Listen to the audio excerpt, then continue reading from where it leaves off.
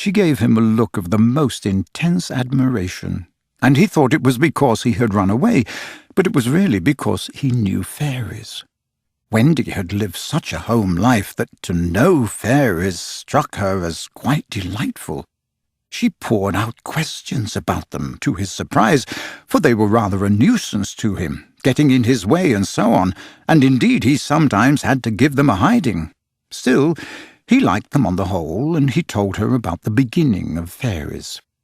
You see, Wendy, when the first baby laughed for the first time, its laugh broke into 1,000 pieces, and they all went skipping about, and that was the beginning of fairies.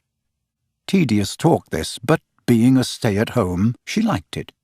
And so, he went on good-naturedly, there ought to be one fairy for every boy and girl.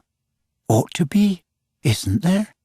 No, you see, children know such a lot now, they soon don't believe in fairies. And every time a child says, I don't believe in fairies, there is a fairy somewhere that falls down dead.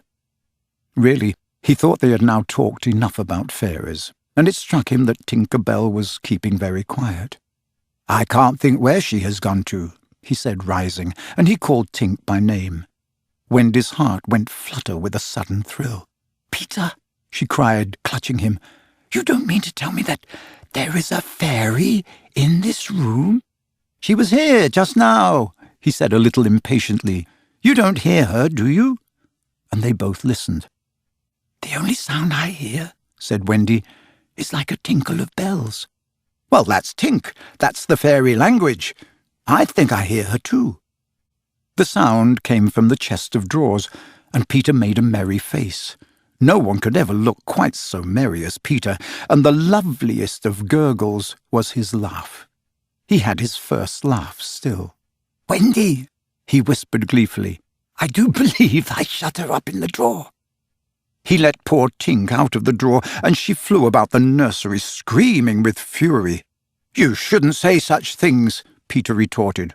Of course I'm very sorry, but how could I know you were in the drawer? Wendy was not listening to him.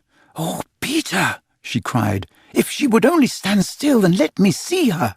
They hardly ever stand still, he said, but for one moment Wendy saw the romantic figure come to rest on the cuckoo clock. Oh, the lovely, she cried, though Tink's face was still distorted with passion. Tink, said Peter amiably, this lady says she wishes you were her fairy. Tinker Bell answered insolently. What does she say, Peter? He had to translate. She is not very polite. She says you are a great ugly girl and that she is my fairy. He tried to argue with Tink. You know you can't be my fairy, Tink, because I am a gentleman and you are a lady.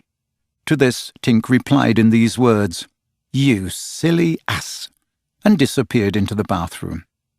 She is quite a common fairy, Peter explained apologetically. She is called Tinker Bell because she mends the pots and kettles. They were together in the armchair by this time, and Wendy plied him with more questions. If you don't live in Kensington Gardens now, sometimes I do still. But where do you live mostly now? With the Lost Boys. Who are they? They are the children who fall out of their perambulators when the nurse is looking the other way. If they are not claimed in 7 days, they are sent far away to the Neverland to defray expenses. I'm captain.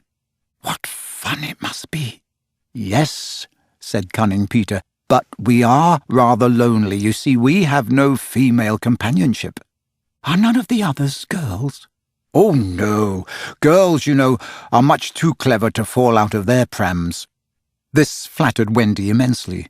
I think, she said, it is perfectly lovely the way you talk about girls.